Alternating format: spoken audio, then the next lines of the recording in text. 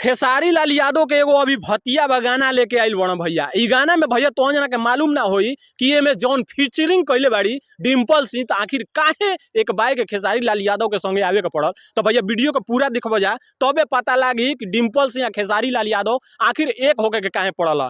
पीछे दिन power star Pawan Singh Sasaram में एगो स्टेज प्रोग्राम रहे।